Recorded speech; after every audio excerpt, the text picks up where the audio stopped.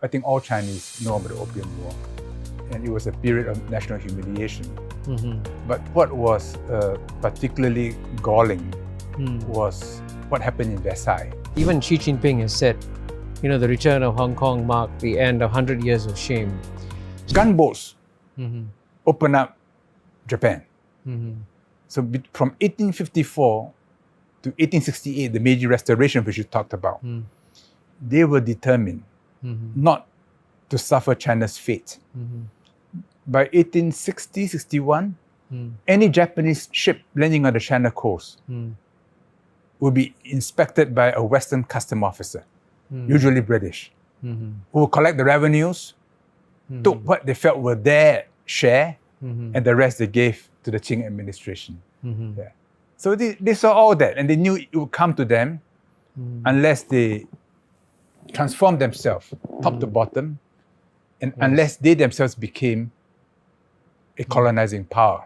And they could see their greatest fear was the Russians coming down. The Tsars had been moving towards the Pacific. The Qing prevented it, Qings.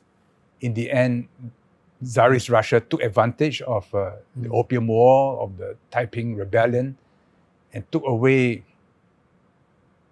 easily more than 1 million square kilometers to the China. north, around the north, the east, and in the Baikal, the Ili region in the west. And then they were coming down to build the South Manchurian Railway. And they were pressing towards the Liaotong Peninsula, to the Bohai Gulf. And for the Japanese, they've always described Korea as a dagger pointing at them. So not surprisingly, the Korean Peninsula became an important area of contention. Korea, of course, under the last dynasty, the Li, had bowed to China as a tributary state. They were a very conservative country because when the Ming fell, they quickly switched allegiance to the Qing.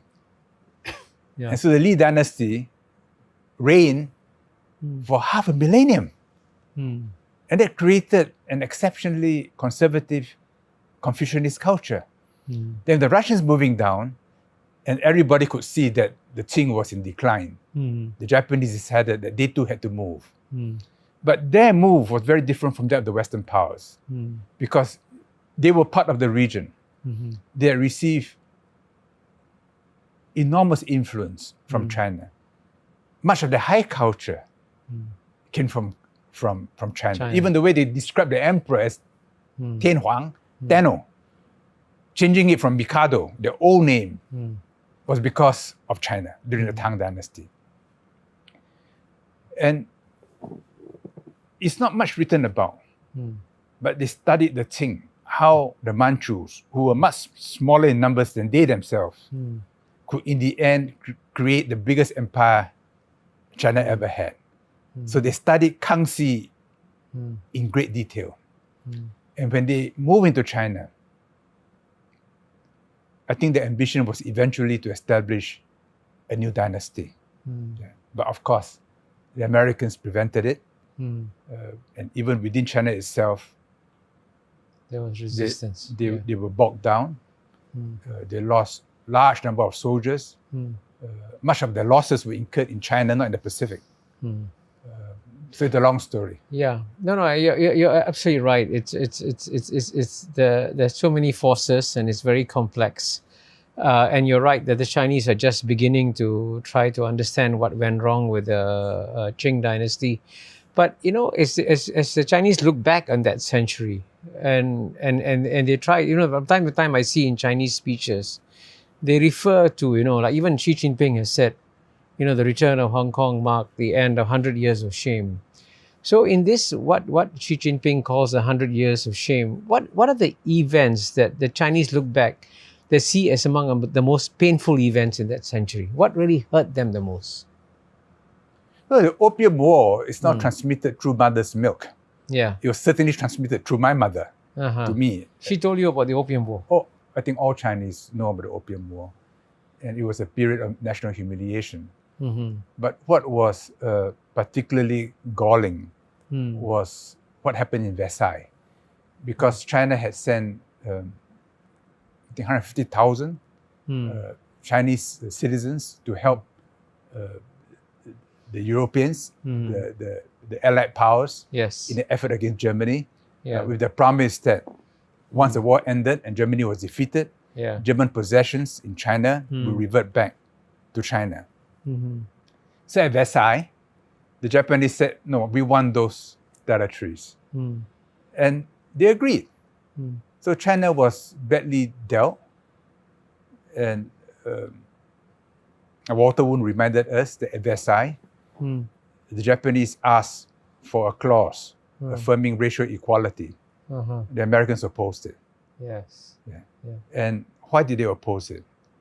Because racial superiority was an important justification for many of the things that they did in the entire world.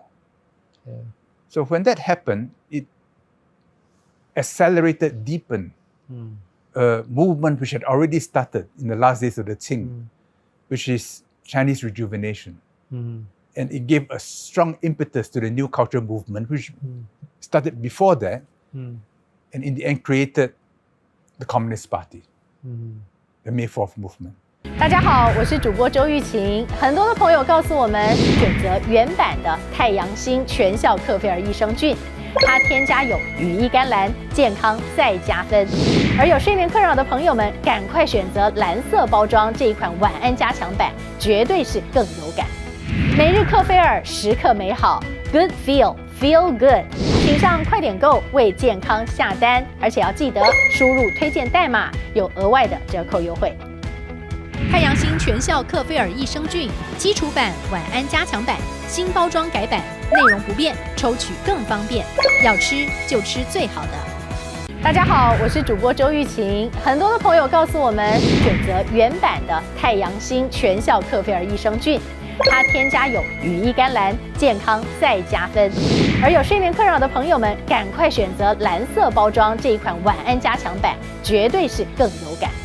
每日克菲尔，时刻美好 ，Good Feel Good， 请上快点购为健康下单，而且要记得输入推荐代码，有额外的折扣优惠。太阳星全效克菲尔益生菌基础版、晚安加强版新包装改版，内容不变，抽取更方便。要吃就吃最好的。